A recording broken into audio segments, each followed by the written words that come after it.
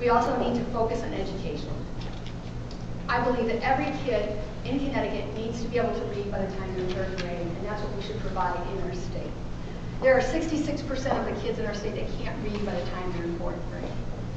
That means that we are not training our kids, we're not preparing them for the job growth that we're going to need, and we're also seeing that the kids who aren't reading are ending up in our prison system.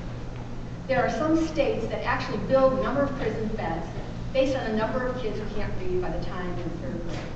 That's the direct correlation. So we, as the wealthiest state in the country, need to be able to meet that commitment of making sure every kid can read by the time they're in third grade. We also need to focus on housing, because as we're seeing, the good states, the states that are getting it right, the states that are leapfrogging over Connecticut, are the states that integrate housing and transportation and job growth. We don't have enough workforce housing in our state.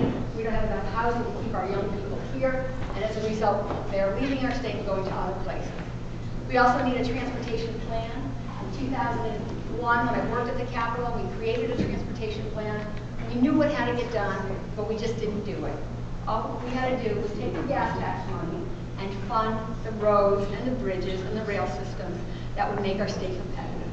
And every year, we've taken the dollars in those accounts and we've swept them. We've swept them into the general fund and not met the obligations and not gotten the federal dollars. So as the next governor of the state of Connecticut, we'll have a vision of where we want to go. We'll make sure we have state policies that are in partnership with local towns. We'll make sure that we focus on education. We'll make sure that we focus on job growth by investing in two growing areas of the state of Connecticut, education and healthcare. We need to partner with our knowledge corridor between Yale and UConn, invest in research dollars because we know there are federal dollars that we can get and grow those incubator areas. We know we can have incubator companies because we're already seeing that at Yale University, spin-offs from that job growth, and we have the best and the smartest in our state, and we've got to take advantage of that. I know that I can do this. I know I can win. I know I have won. I won a statewide primary. I know I understand state policy. I know I understand how towns and cities can work closely together. All I need is 15% of the delegates and money. And I've been in the race for just 2 months. I want to tell you where I am. I am committed to public financing. If you look across the border, Scott Brown, we don't like the results of that race, but we did see candidates that came from behind because they had a message and they had a vision that people believed in. So I don't believe that money will win this election. I do believe that candidates can win this election. Candidates that people believe in, and candidates that people believe can win. I also want to tell you where I am. In just 10 weeks, I'm almost halfway to my public financing number. We have to raise $250,000 in order to qualify for public financing, and I'm halfway there. So with your help, I can get the other way to go. This race will go to a primary. We have great candidates who want to be governor, and I think we're grateful for that. And I want to just make sure that my name is on that ballot because I do real well on the primary ballot. So I want to thank you for inviting me here tonight, and I look forward to your questions.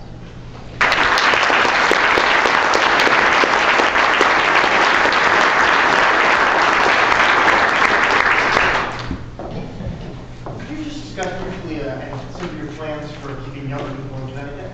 Yes. If I have 3 kids, and we have a daughter graduating from Yale University in a couple months, hopefully. And which is really exciting for me to have her mother or her grandmother watch her graduate as someone from Boston. She's looking, and her friends are looking for anywhere but Connecticut. It's almost like you and we'll go anywhere but Connecticut. A couple of things. We don't have the job growth that we need. We also don't partner with universities. Other states have figured out that if you have good students here, and we do, UConn, Quinnipiac, and we have a wonderful, rich assets of students here. If we don't partner with the business community by linking the areas of growth with the students' needs, with the students, that they're going to leave. And once they leave Connecticut, they're never coming back. And we invest so much in UConn 2000, and then we export the very product that we produce.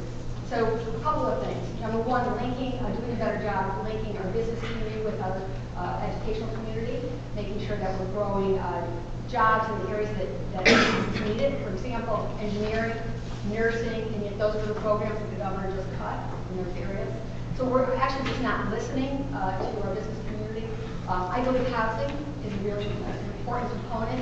The Hartford Insurance Group is the largest taxpayer in Simsbury, but it's also the third largest taxpayer in the state of Connecticut. And in talking with the president of the Hartford, he said the hardest time they're having recruiting young professionals is that there's not enough housing for them to live here. So housing, I believe, is also, and I think transportation is key. As young people look for a state that has hope and opportunity, they want an exciting place to be, and what better place than Connecticut if we fixed our rail system between New York and Boston. And if you could get to New York in an hour, get to Boston in an hour, it changes the whole way that I think young people view Connecticut. I want you to stay. Other question? Yes? Hey, you mentioned education as a priority. Big budget deficit right now, part of the state government. ECS money is a big part of local budgets. How do you preserve what we have with education, do more while balancing the budget? I don't think it's about money. The state of Connecticut spends $18 billion a year. We spend a lot of money. It's just what we get for that money. We have a lot of conversations about areas that I think that we can improve. Education is an emergency, because I think that if we're going to prepare young people for the jobs that we're trying to create, we can't afford to lose anybody. And what we're seeing is, as the young professionals who are leaving, we're left with the kids who can't read. So it's actually going to cost our state more in the long run in terms of job growth. But it's not about money. If you look at New Haven is a good example of how they work with the unions, they partnered. They actually created a program where there's some benefits and rewards for a good system. The ECS formula, just so you know, is no one in the state of Connecticut, maybe one person understands the ECS formula. And I'm not even sure Kevin Sullivan does, because he's the one who created it. And I was in the room when we were negotiating with both with Moore Lyons and Kevin Sullivan. And it doesn't make any sense. The formula was created to benefit political towns and to punish some towns. And so it's always manipulated and changed over the years for no basic reason, no outcome. So we need to take a look at how we provide services. We need to take a look at how we reward education systems. So it's about reallocating some of our resources, rewarding schools and communities that do a good job. And it's not about how much we're spending, because in some of our urban areas, we're actually spending a lot more than we're getting back. So I've had a lot of conversations. So I've worked in this area for 20 years now, and it's really about where we're spending it. Give you another example. I've talked a lot about how we're leaving millions of dollars on the table, race to the top. State of Connecticut put an application in. We weren't prepared. We didn't have the expertise. We left 120 spaces blank in that application. No wonder we didn't get federal money. There are federal dollars out there for education, out there for transportation. We're just not equipped to go after it. So there is money out there to do some of the things that we want to do.